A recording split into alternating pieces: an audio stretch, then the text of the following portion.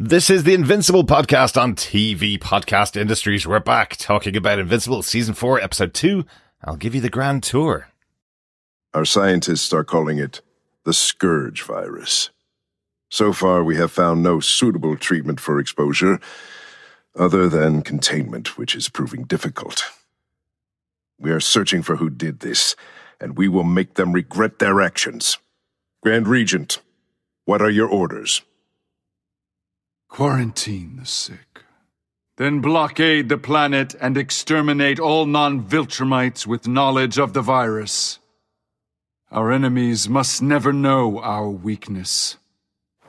Your words, our deeds.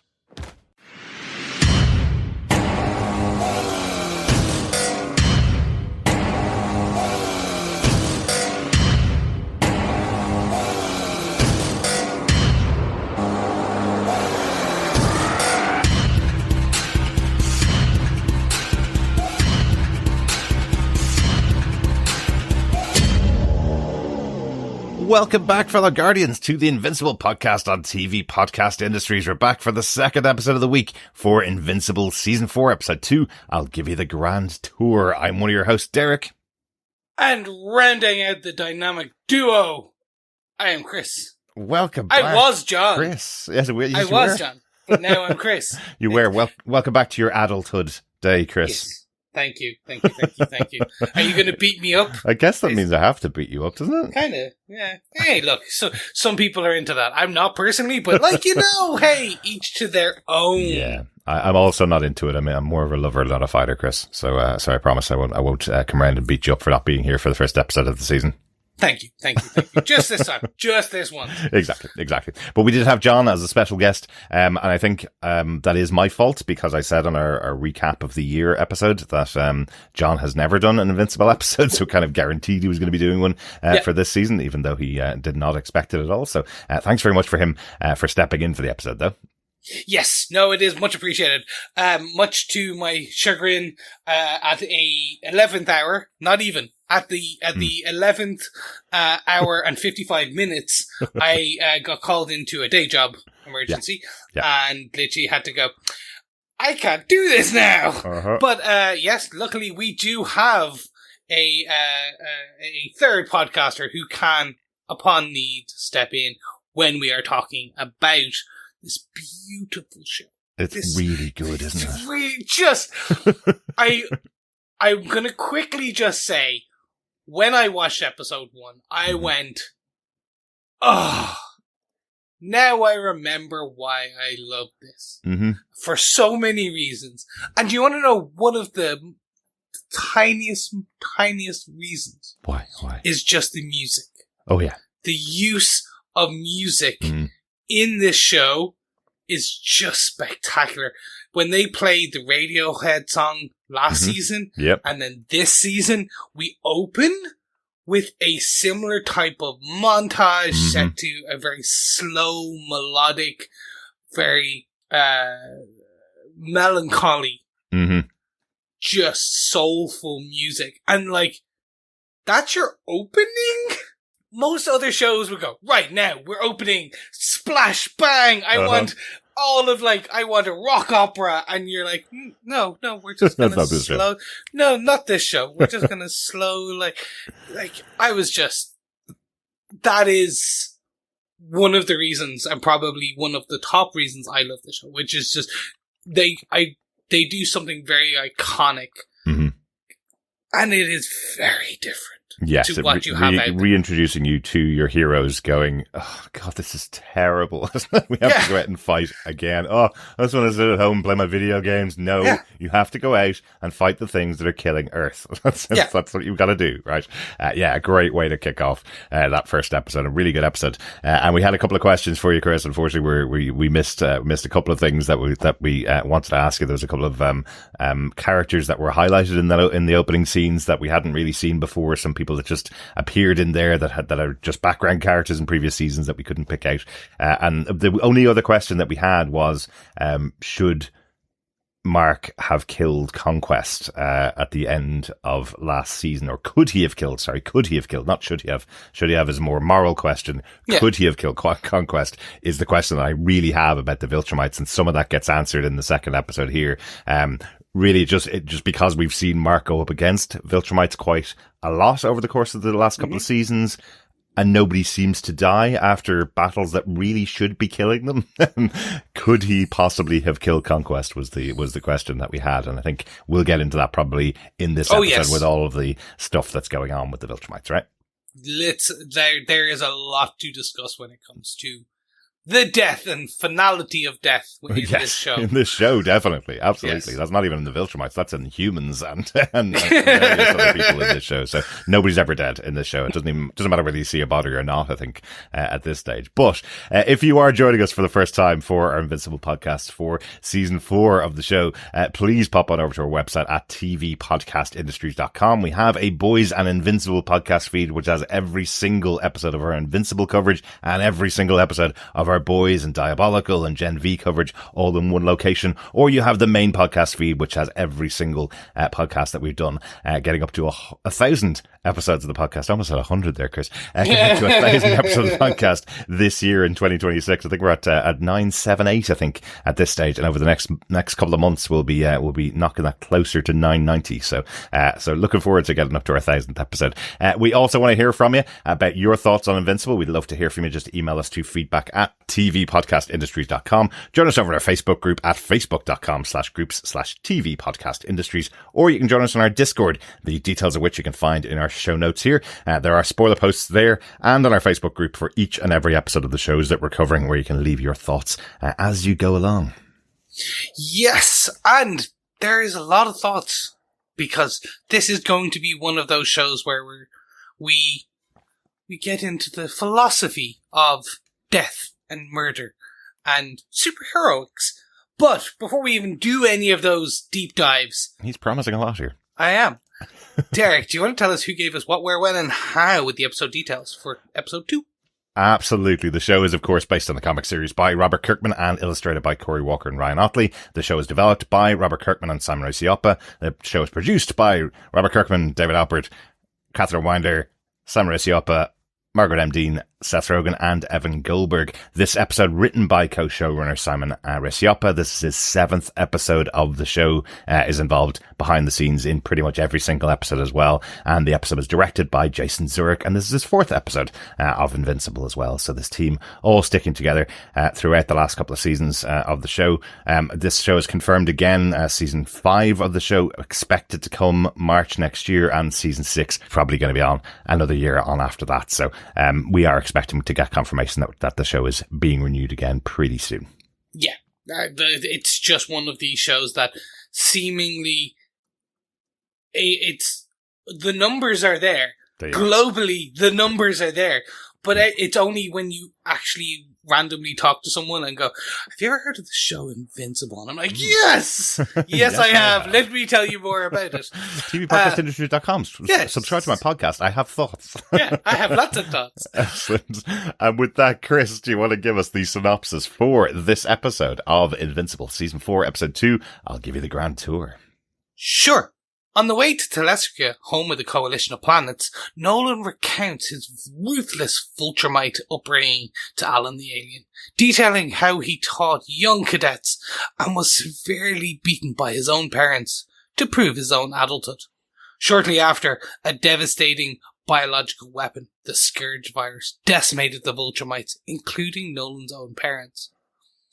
The Grand Regent quarantined the sick, blockaded the planet, and exterminated all alien slaves aware of the plague to protect their biggest flaw and weakness.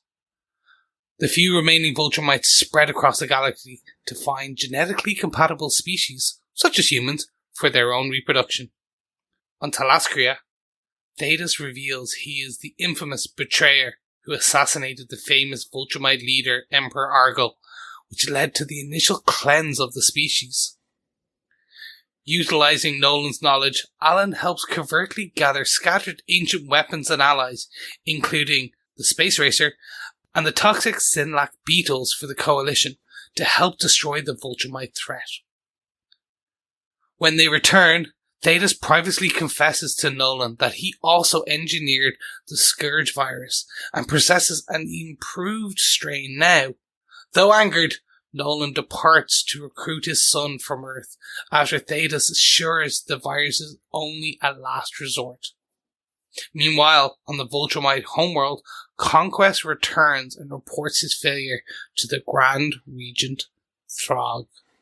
And we hear Throg talk, and he is the one and only Lipace. Yes, he that man is just now synonymous with epic sci-fi, as that kind of Emperor-esque. He just has that, I'm supposing, gravitas.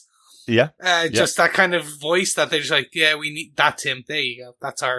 That's the voice we need. Yes. Lipace, of course, known for his role in Guardians of the Galaxy as Ronan the Accuser in the first one, the guy who was danced off against, I guess you'd say.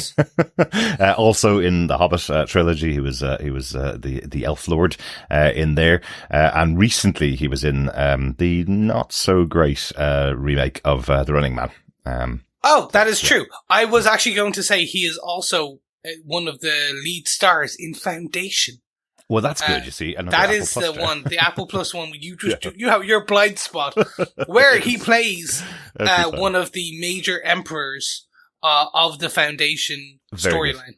So, right, I can see it. Yeah, there you go. That's it. That's where I was like, oh, Major Emperor. Now you just need him in Dune, and like he's then done the trifecta. Yes. But great to see him here. But let's get into it because that's right at the end. Let's move all the way back to the beginning of this conversation and get into our top points for this episode. Absolutely. Yeah. Point number one, we got to start with the Scourge, right? What a great way to open the episode, finally getting the backstory of the Viltrumites. We have had reveals in the past. We've had little moments in the past talking about the Viltrumites. We've had the major characters coming to Earth and fighting against Mark. We've had them fighting against Nolan and Alan in the past. But here we have a scene taking place on Viltrum, I guess is the planet name, where the Viltrumites live. And Nolan is training these kids. So we get kind of a tale of the history of Viltrum, why they are such a powerful people that live on this planet. There was the death of the previous leader. They killed off all the weak and only maintained the strong. And now they are in a massively strong position. During the training that Nolan's talking to the kids about, he's telling them, go find yourself some food and shelter if you can, and make sure you turn up tomorrow morning with a weapon, because you're going to die. And if you turn up without a weapon, it's probably going to be you. This is a horrible, horrible place where people are just bred to be hard and evil and very, very strong, I guess. Yeah. So this was this back part is from the comics, and it's expanded upon, which I found so beautiful because, like, even just the vision, the way they have envisioned the rest of Viltrum and how it looks and the rest of the society. Like, you get panels in the comic books, it's very similar to this, but it's just on it when it's motion. It's on a different level. So I was so happy to see how this was pulled together, because you get that explanation of Emperor Argyll, who is the one who moved the Viltrumites towards that path of strength and ferocity is the only way. So you rule through an iron fist, you rule through, like, pure will, and not in the Green Lantern type of way. Maybe in the Red Lantern. Maybe in the anger. So this was really fun to see that straight out. And then this element of, well, you've got your kids being shown to beat each other and scare. And there's that one moment where Nolan, or who we find to be Nolan, is teaching the cadets, and he has that kid and the kid's head in his hand. Where if she had got it wrong, that kid was no more. Absolutely. So you again, there's an element of tension just building with this. Yeah. You wonder how many kids were actually in the class at the beginning of the semester, Oh, yeah. Where there are like 60 kids at the beginning, and now we're down to the last 8 or 9. And then you get adulthood. You get the adulthood, day of adulthood. And that is just such an interesting sequence, I think is probably the best way, because you think it's only slowly revealed it's Nolan's mother and father. It's such a unique thing, because you think, oh, okay, maybe it's just his training team or something, and then you find out his parents, and you're like, oh, I understand. Yeah, I don't know. I probably, because of the show and the way the show I guessed it was Nolan first.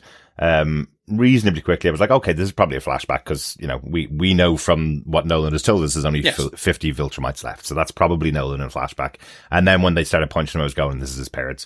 And then he said mother, and I went, okay, grand, maybe it's mother and boyfriend, rather than mother and father. No, definitely father, because father lets him off. But it's when his mother turns around and after the adulting piece, and his father stops killing him and goes, okay, now pick up your stuff tomorrow morning.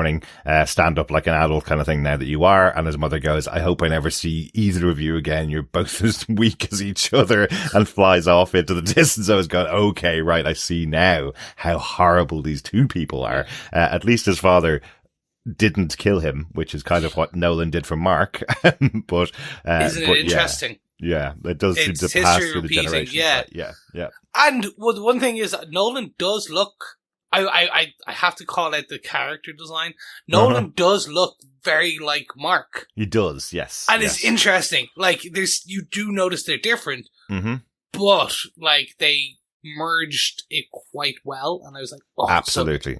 And wasn't there a kind of a nod to that in Oliver, that the reason why Oliver is the way he is, and we hear about it a little bit later in the episode, actually, the reason why Oliver looks the way he does and not like the rest of his species is because of the power of the Viltrumite DNA, let's say. And it will take over. It means that Oliver will live much longer than anybody else in his species will ever live, because of the Viltrumite DNA. So very similar. Why Mark looks similar to Nolan, or more similar to Nolan than he does to Debbie is because, well, it's Nolan and he's a Viltrumite. So I love how they just throw all of this stuff in. It's in the background. It's there. You know, they're not missing anything. They've written this. They know it better than all the rest of us because they spend more time with it. So yeah. How did you take? Because I knew the rings of Viltrum. I knew about that. How did you feel about this? Like, what did you think? Because I knew it was coming, because that is a big, I suppose it's a reveal. It's massive. Yeah, it's massive. The Scourge itself, I kind of loved seeing the kind of helicarriers above the planet of Viltrum. This idea that these people think they are completely safe from all attackers because they are the strongest beings. They can see everything. They can perceive everything. And then we see something drop into the planet, and that is the Scourge, which is released across the planet, killing millions of billions of Viltrumites. Everybody thinks they have it bad when one Viltrumite turns up on their planet to fight against them. Can you imagine if there was Legion turning up in your solar system to take you out? But here's the Scourge taking them out, and it was a real surprise to me. You know, it happening day one of Nolan's training. The other cadets around him starting to succumb to it, blood coming out of their eyes and out of their nose, and then it's more and more and more. To the point where it's only people who've recovered from the virus that are still alive. So there is a really interesting line from, I think, is it Thrag or is it Krieg that says it, who we've met before, where they say this will only make us stronger because the ones that have survived it are the ones that have gone through it, had the virus and survived it, are even stronger than the ones that we had before. So even though they're down to 50, they are the 50 strongest Viltrumites, is kind of what we're learning from this, or 50 of the strongest Viltrumites. Yes, which is, it is an interesting take, but it is complete BS. Because it is Thrag who says that, as the Emperor is like, we have the... I do think he says it before there's billions dead. Yes, it did. But it's the... you realise that many are going to die, but...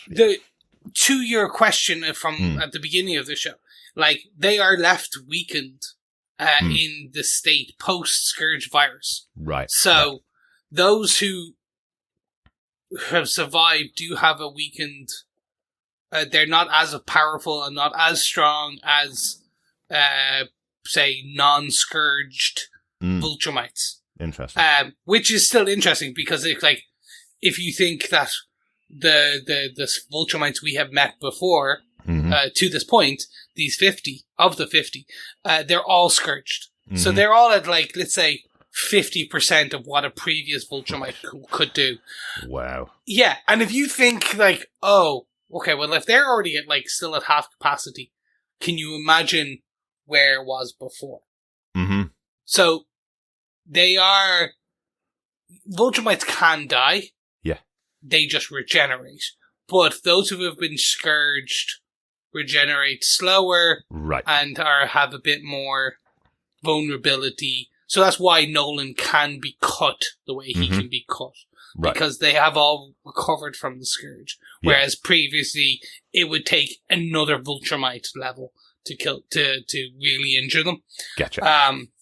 I.e., when you see his training and Nolan's training in adulthood, like he doesn't get what should be destroyed to the level that you would expect when his like mother is essentially beating the hell out of him. Yeah. Yeah. Curb stomping him, I think. Is pretty much. Term. Yeah, absolutely. And there's one more kind of final reveal out of all of this. You know, we know now why they're down to the level that Nolan has said, and we do hear from the Grand Regent Thrag that he wants to kill anybody infected, kill anybody that knows about it, who lives on the planet, because that takes away the knowledge of the virus from everybody outside of the planet. And then that's why the reveal of there being only 50 Viltrumites is such a surprise to everybody, because everybody thought there was so many more. And then the final reveal, which is almost dealt with as a joke, which is when it comes back to the moment when it's actually Alan hearing all this from Nolan on their flight back. That Nolan reveals that actually he wasn't on Earth to take over Earth alone. That was part of it. He would eventually take over Earth, but mostly what he was sent out in the world to do was bang their way across the galaxy, as Alan says. He's like, well, I wouldn't say it exactly like that, but yes, find compatible species, go out and try and repopulate the Viltrumite race. Otherwise, we would be in a very small pool of just the 50 Viltrumites, continuing on society, right? So an interesting reveal, and hilarious, of course, because Alan has turned it into just banging your way across the galaxy, right? But it's because we do know that they do this. And because we've seen this with Oliver. But it is the human DNA that is the closest and most compatible to be found so far that can, because he does say it, Nolan says it, Mark is nearly as strong as him. Yes. Comparative to any other species found in the galaxy. Mm-hmm. So that's an interesting thing, again, because you're kind of, now we understand why Earth is considered such a prize for the Viltrumite Empire. Mm-hmm. Now you start to understand more, and you kind of have to connect dots yourselves, because they don't come out and say it right directly now, but it is one of the most important bits. Yeah, absolutely. So that's the Scourge, and that's the interesting thing. I do want to move into some of the other parts of this story if we can. So we move on to part 2? Absolutely. Yep. Finding of the weapons, because I loved this last season. So this is a piece I always loved, which is Nolan wrote sci-fi books for a brief stint back in when he became an author on Earth. And really it was notes and memoirs to himself to find that have a number of weapons and allies and things that would have been and are still problems for the Viltrumite Empire. Yes. Ways like weapons that can harm Viltrumites, or allies who could take on Viltrumites at the same level. Yeah. And he put them in code, he put them in his books, and it was for himself, but now we see like he's using that memory as well to kind of bring through quite a lot of what should have been quite a lot of allies and weapons. Yeah, like this is really exciting. I'm real surprised how it was done though, because we talked about it last season when they were, or maybe even season 2, when they were packing up Nolan's stuff, and Mark found the sci-fi books that Nolan had written, found the travel books that Nolan had written, and we were talking about it and going, well, you know, pay attention to those, you know, those will come back later in a couple of seasons' time, like everything does in this show, you know. And then it turns out actually it didn't come back at all. Mark didn't find them. Mark didn't use them to locate the weapons. It's actually Nolan that just went back to his own sci-fi books. You know, you'd think he probably remembers himself, but I do like that. I like the banter, of course, between Nolan and Alan as well, where Alan's kind of going, I don't really read sci-fi, not my thing. And actually your novels aren't really novels, they're novellas. Best case. That was really good. There's also some interesting stuff going on the Coalition of Planets homeworlds, where Nolan's up in front of their leader, effectively up in front of Thaddeus, telling him he's not there to join their cause. He's there to hand over some information to them, but he's not there to join the cause against the Viltrumites. He still has that so deeply ingrained in him that he's not going to be fighting on their side, but technically he's giving weapons to them to fight against the Viltrumites, which I thought was quite interesting as well. It's an interesting semantic of kind of for the character, because what we do end up getting is, well, I'm not going to condemn my own species to extinction, but I'm happy to help give you a tool. And maybe you can do it. Yeah, interesting, isn't it? I don't know where I've heard that before. Yeah, I know. Yeah, I don't know, something about a country arming another country that ended up using those weapons against them. I don't know. Yeah, I know. Yeah, it's an interesting thing. But I like the journey of this party. Absolutely, yeah. Beyond Alan and Seth Rogen still delivering on what Alan is just so well. Yeah. They've even put videos out of him behind the scenes showing how great he is doing this role and the kind of, not improv as such, but just his line delivery that nobody else would be able to deliver. He's great. Yeah. And like it's they did the joke from the comic books about Nolan on the couch, which really? So good. I did not think they would do. Again, why I assumed they wouldn't do it in a Kripke and Goldberg and everything production, but they did. It's the same studios and teams that brought you Boys, so of course they were going to make that joke. Absolutely. But I love everything about the venture and what's going on in the starship. You know, this absolutely useless crew. When Alan gets reunited with Talia, and Talia goes, "Look, we're going to take basically the worst ship in the fleet because nobody would suspect that we'd do that." And you see them all; they're all cheap knockoff versions of Star Trek, the Next Generation characters, including the bold captain. But he's absolutely useless at his job. You know, bits of the ship keep falling off.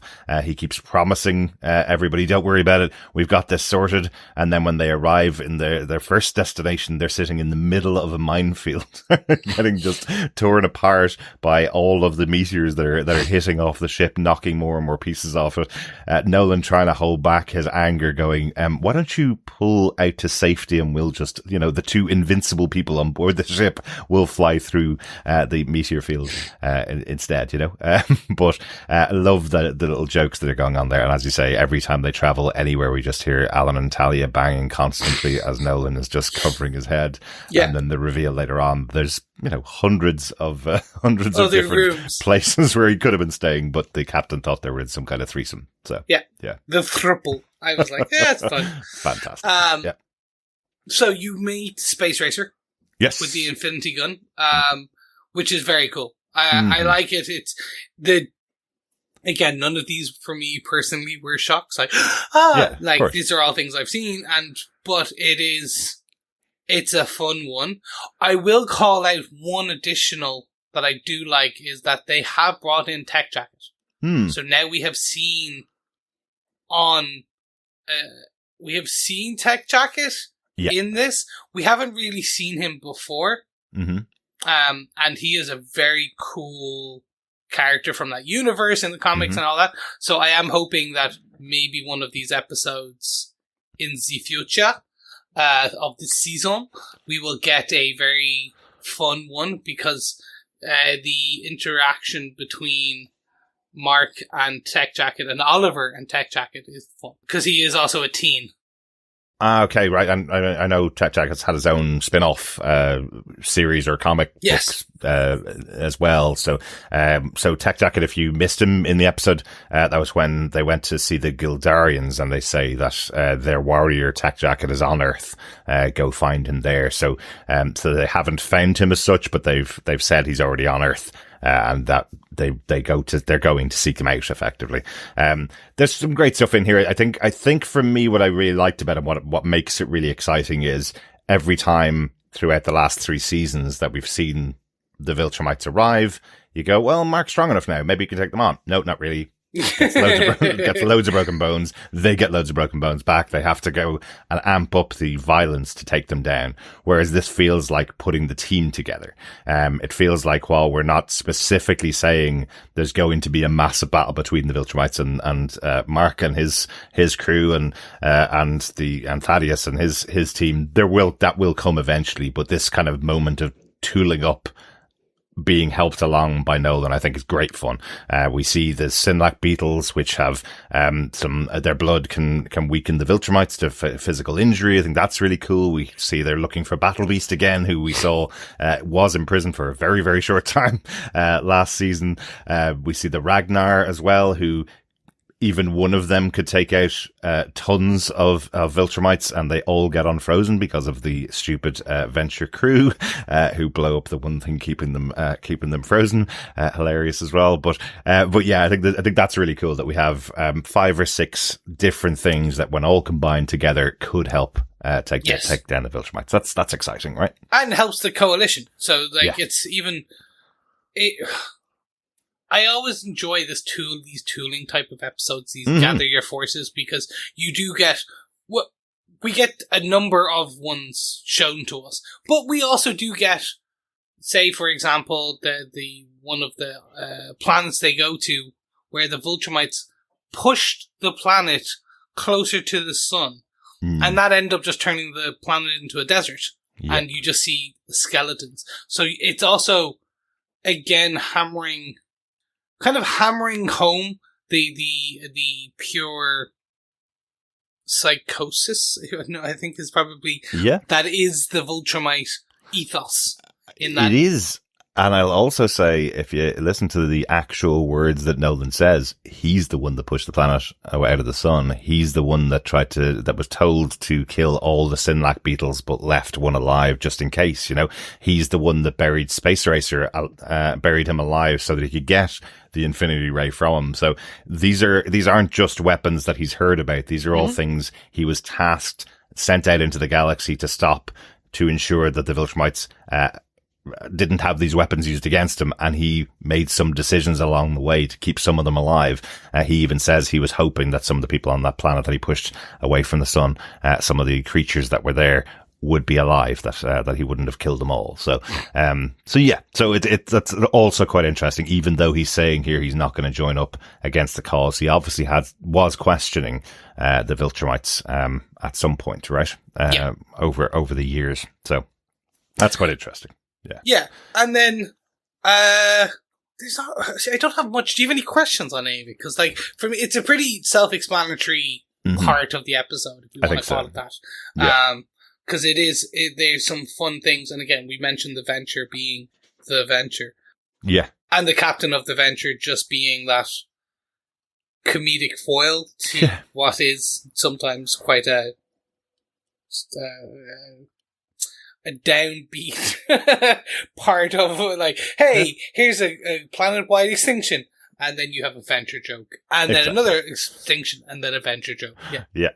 And I guess the final Venture joke is the last kind of piece on this, which is that they basically have a mutiny, and Talia takes over as the captain of the ship, including all the members of his ship. When asked whether they wanted to get rid of the captain, everybody on the ship puts up their hand except for the captain. So Talia is the new captain of the Venture, which I thought was quite fun. And then there was just that little chat where we mentioned Nolan saying he wasn't going to work with the Coalition of Planets, and Alan kind of at least calms him down and kind of says, look, you may not be now, but look what you've already done. Look what you're giving weapons to me, and I'm working with the Coalition of Planets. Maybe at some point, even if you don't join them, you need to accept that you're working with us, I suppose. One of us. Exactly. And that is a cute moment where they do hug. Yeah. In front of the Beatles. And you're like, ah. Especially because Alan pointed out, it's like, a couple of weeks ago, you probably would have killed me for this. And Nolan goes, I still might. Yes. Great. Okay. So that brings us to the end of, let's call it the point 2 and the collection of allies, the fellowship, if you will. Yes. Let's move on to point 3, which is the big reveal. And it is and it isn't. I wanted to see, did you expect this reveal coming? And that is the reveal that Thaddeus is the betrayer. The betrayer of the known, the boogeyman of the Viltrumite Empire, the man who killed Emperor Argyll. I didn't expect it to be as big as it was, I suppose. Okay. The way Nolan in the flashback was talking about the death of Emperor Argyll and the whole society reforming afterwards, the way that it was done. It feels like generations ago, generation after generations ago. But of course, Viltrumites live a very long time. And Thaddeus has a long beard, right? But to also say that he was the one responsible for the virus was another layer on the reveal. Which kind of suspect, maybe, I think if I thought about it, I probably would have put it all together. And then the third reveal saying that he was the creator of the virus and now he has an even stronger virus, which could wipe out every single Viltrumite much easier than the last one did.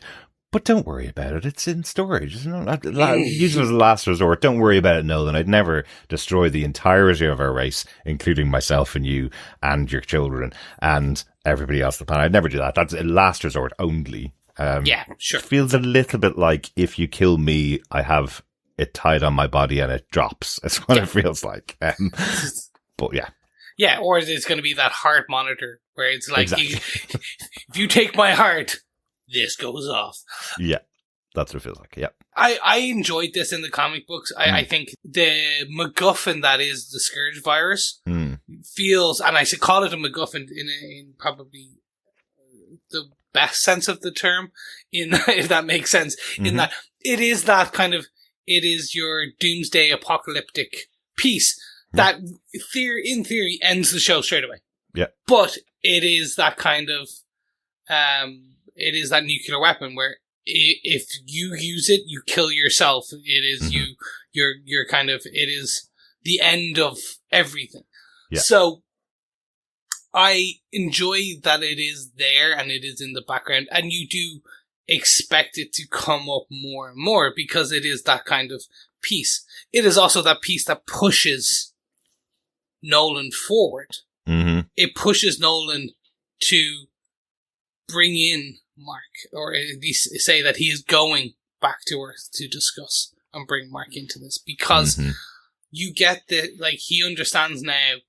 Oh, and he, after eye-twitching the level of rage with Thaddeus, he understands that that this is the important part. There is the final battle coming. Your kind of, your doomsday scenario, your end game, if you will, for your Marvel fans. Yes. Yeah, absolutely. Absolutely.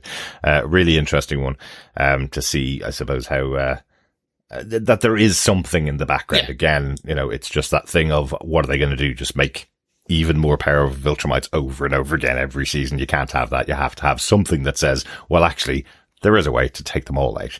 And we've seen what it did. It took out billions. And which became the Rings of the Planet, as you said earlier on. So yeah, I also really liked Alan's mention of the fact that he can take off his beard and show off the fact that he has a mustache to prove that he is a Viltrumite. If Nolan needs that confirmation, he can do the thing with the beard. I just thought that was quite funny, because they're all mustachio. But it's all so painful and takes ages to grow back. That's it. Isn't there something about that maybe we talked about it before? We probably did. We've been going on for many seasons of the show that basically Ryan Ottley and Robert Kirkman, both of their dads had mustaches, so they thought that would be the funniest thing to put into the drawings of the Viltrumites, these strong people, so that they are mustachioed just like their parents or their dads. Yep. Yeah. I think there was also an element of they've also recently discussed, and I don't know, this is one of these pieces that, because the show and the comic book have been going for so long, that you don't know what it's been added, but Magnum P.I., Tom Selleck, yes. when the boys were growing up, or the writers were growing up, Tom Selleck and Magnum P.I. was a thing, and it was the mustachioed, like, handsome man. And you actually do see that Nolan, if you squint your eyes and turn to the left and add a bit of like additional color and put him in Tom Selleck. He's Tom Selleck, yeah. It's like, oh. So again, I'm like, not sure if that's now just a thing, because I've never heard it before, but I've heard it in the last year, and I'm like, okay. You might be retroactively just making some decisions here. Absolutely. Anything else on Thaddeus reveal? Or you? The only one is that, like, and I think this is something I'd like you to keep an eye on, which is they've talked about the spies, the Viltrumite spies within the coalition of planets, and I am interested to see how far they go with it. Yeah, because I don't know whether they're going to change, because I'm trying to remember, and it has been 3.5 seasons. Well, 4 seasons now. They have shown us, and I'm trying to remember that they showed. Do you remember who the traitors are? I remember. I know. Okay, because I think a lot of people said it cuts to Talia, and she does this shifty eye thing, and I'm like, it's not Talia though. I know it's not Talia because she's not a Viltrumite, so it can't be her. But they did a shifty eye thing when they said there was a spy in amongst them. But yes, I can't really remember. I'm going to have to think about it. If you remember, fellow Guardians, email me in, because I can read it, and I won't spoil something on air if it hasn't happened. How about that? Yeah. So anyone who's read the comic books, don't email in. But if it's in the show, they have, because I'm pretty sure they've alluded to it in the show. I feel like we talked about it on one of the They episodes. have, I'm exactly. almost certain that I know who it is, but if it isn't, I don't want to spoil it. That's what I'm trying to say. So yes. If you email into us, or Chris can whisper in my ear off air, and I'll go, oh yeah, that's exactly who I think it was. Right, great. But I just don't want to say it on air, just in case I'm wrong. Right. So last moment from the episode we need to talk about is just the post credit. We had talked about it last episode about Naked Conquest flying over Earth, and then he's traveling back. So he travels back to Viltrum to apologize and ask for death. He goes to Thrag to tell him he wants to be punished for losing his concentration and allowing the boy to beat him effectively. But interestingly, and probably only because there's only 50 Viltrumites left, Thrag leaves him alive and says his job isn't done. Yeah, and like, this is very much the introduction of you get that. I was going to say the money shot, but I suppose it is. It's that the iconic villainous pose that is Thrag in all his emperor wear. Yeah, I think you'll find we got the money shot last week of Conquest. That's over. True. No, I enjoy this because it's really the delivery by Lee is just very iconic in that. Yeah, time. But also it's just, I've been waiting for this character, because this character for me it's your anti-Nolan, your anti-Mark, your anti-everything, because he embodies everything that is the Viltrumite Empire with a monarchy emperor style, empire style kind of tone, gravitas, and just monarch swagger, if you will. Because it is just that like my say is gospel. Yes, like what I do, what I say is everything. And you see Conquest, who, like, it took an army of superheroes to try and take down.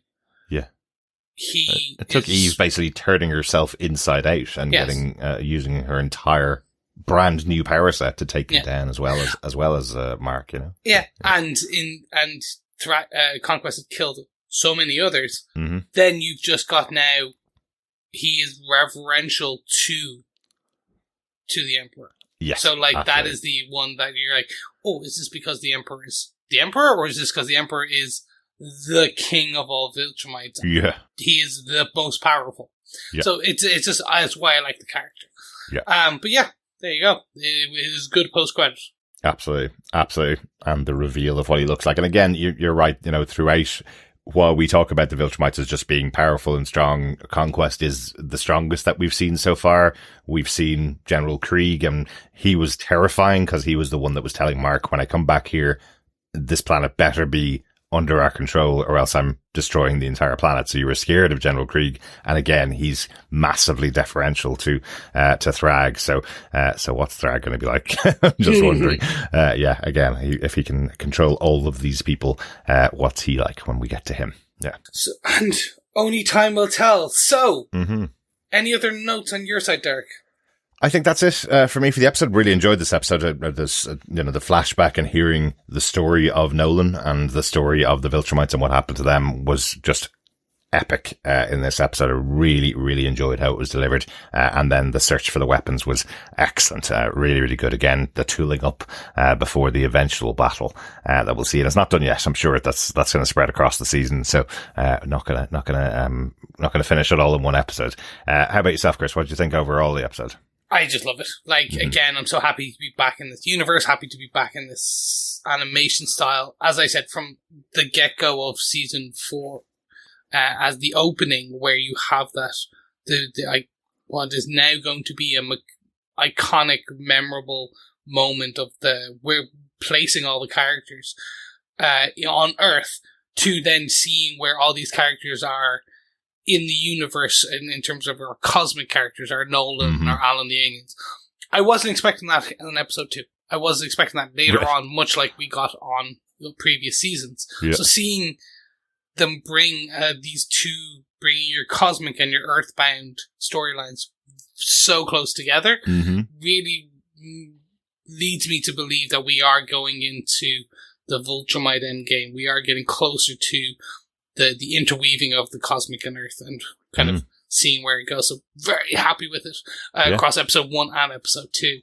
It's also interesting to think of, isn't it? Because a lot of shows finish with their 5th season. You know, we've got The Boys coming out next month with its final season in season 5, and Invincible season 5 confirmed for next year. So potentially they are going to wrap it all up with a 5th season next year. You know, we don't know. It doesn't have to be confirmed for 6th season. They may be able to tie the story up in a way with that season. I think we're somewhere around issue 60 of the comic books, which is about 2/3. Well, sorry, it's less than 2/3 of the run. So there's quite a bit of story left to go, isn't there? So there is, and I think, if I'm being honest, I think it'd be better to go 6 seasons in a movie. Right. For any of our nerdy friends, so they'll enjoy that joke. But no, I actually do think 6 seasons, that you could do it in another 16 episodes if you from like 2 seasons of 8 or 2 seasons of 10. I think you could do it theoretically. You would take out a large chunk of certain things, right? Because then you would put, if they go to where I think they're going to go to at the end of this season, then you have one more season, and then you have the end game. So think of it, you have your Infinity War, and then you have your end game. Yeah, and I mean that in part 1, part 2 versus a gotcha. Actual. They probably got 7 or 8 seasons of the show. They could. You could go for a while longer, especially now they picked up the universe again in comic book form as well, because there's new stories coming out. But anyway, Battle Beast coming out monthly at the moment. Yes, exactly. But I can't read that because I haven't read the comic books up to this point, so better not start with Battle Beast. Great stuff. Let's move on to some feedback from our wonderful fellow Guardians. One piece of feedback that we missed from last episode came in from Dr. Bob just after I'd finished editing the podcast. Sorry, Dr. Bob. But on episode 1, he said, Chekhov's alien squids, grumpy teen superhero, misunderstood dino changeling echo warriors from the dawn of time, homage to the heart of darkness, feast your eyes on episode 1. The subtle cliffhanger of will Paul get his pancakes will be the thread I'm looking for as I work my way through this series. I am certain that Paul will get his pancakes, whether he has to wait until he moves in with Debbie or not. We don't know. He doesn't seem... It's all about the pancakes. Let's be honest. It's Pancake Tuesday. It's in March. Let's be honest where we are. Yeah. I don't know whether he wants to sit down with the kids for breakfast, though. I think he wants his pancakes from Debbie and Debbie alone, maybe. That's a euphemism. It's not a euphemism, Chris. Not everything's a euphemism with me. I promise. Yes, no, it's also an innuendo. Thank you so much, Dr. Bob. Absolutely. Thanks, Dr. Bob. Yes. So let's move on to some feedback about episode 2. First up, we have an email from the one and only Coffee and Vodka, who had this to say, "Greetings, fellow paternally challenged defenders. It must have physically hurt them to put such a straightforward episode, but I was glad to see it. The Nolan-Allen team-up continues to entertain, but the star of this one has to be Captain Ockerman and the crew of the USS Venture.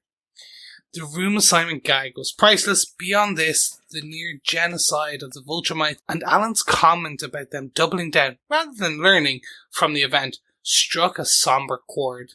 Mm-hmm. And nice to see Conquest again. Long may he prattle on. A nice tight team building episode. On to the next one. Once again, 5 unfounded thruples, narcissistic national slogans, and a lost century out of 5. Peace and take care, Coffee and Vodka." Thanks, Coffee and Vodka. You're really true. It's one thing I didn't call out, and it does stand out, is that comment from Alan about, oh, no, the Viltrumites are doubling down on their craziness. They didn't take the Scourge virus and losing 99.9% of their population of all Viltrumites. Yeah. So it's an interesting, and it's said again with that, you don't expect from Seth Rogen unless you're probably watching, say now, The Studio or any of those where he has a bit more of an adult theme beyond just smoking weed. He's moved on from that, definitely. Yes. Excellent. Although the last 2 episodes of The Studio are all about taking mushrooms. So, yeah, he hasn't moved too far away from that. Just a different drug then. Exactly.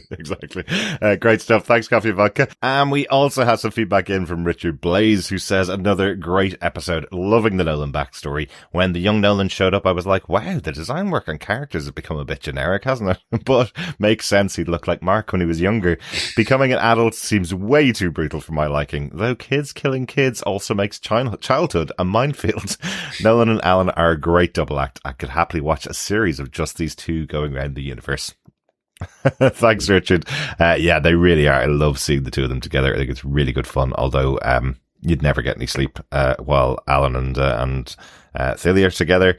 And I guess if Nolan's mission was to bang his way around the universe, you probably wouldn't get any sleep with him around either. No. And there's only so many headboards that they can kind of keep within the venture, I'm assuming, at a certain point. Yeah, I'd also assume that Nolan wants his quarters as far away from Alan as possible. For the rest of the duration, right? The other side of the ship. Absolutely. Thanks so much for all your feedback. You can keep sending it in to us. Email us to feedback@tvpodcastindustries.com or pop on over to the Facebook group, facebook.com/groups/tvpodcastindustries, or pop on over to our Discord. That the details in the show notes right here. Join us on TV Podcast Industries over there. Lots of good chats going on about all the shows that we're covering over there. Yes. And if you like what you hear and you like what you've heard, why not support us over on Patreon by heading to patreon.com/tvpodcastindustries and supporting us for a monthly amount. Or if you want to do a one-off donation, head on over to buymeacoffee.com/tvpi, where you can pay for Derek to have a coffee as he edits into the wee hours of the morning. Mm-hmm. Ain't got a book? No worries. Why not write us a review on one of the podcast streams and share the podcast, because sharing the podcast is what, Derek? It is sharing the love, Chris. Always is. And I will be going into the wee hours of the morning over the next couple of weeks. Reason why is because we got loads and loads coming up. Got the rest of Invincible Season 4. Daredevil Born Again Season 2 is coming out just next week. The first 2 episodes of that are dropping next Wednesday as we record this episode. And as I mentioned earlier on, the final season of The Boys Season 5 is coming out in April. Just so much stuff that we can't wait for. No. Oh, so excited for. Just wish it was spread out a little bit further across the year. Because with that, we also have Maul Shadowlord, the latest animated series from Star Wars, which we are really excited to see, but I just don't see how we're going to be able to fit in podcasting about that show with everything else that's going on. Because now, Chris, you're going to be joining us for Invincible and The Boys, and I think given the timing of everything being released, I don't think you're going to be able to get on to Daredevil Born Again with us for the episodes, right? I think I'll be able to pop in the odd one. I think that's the way we're going to have to try and jump around. Because Maul Shadowlord looks amazing. It's Clone Wars for adults. Looks proper adult.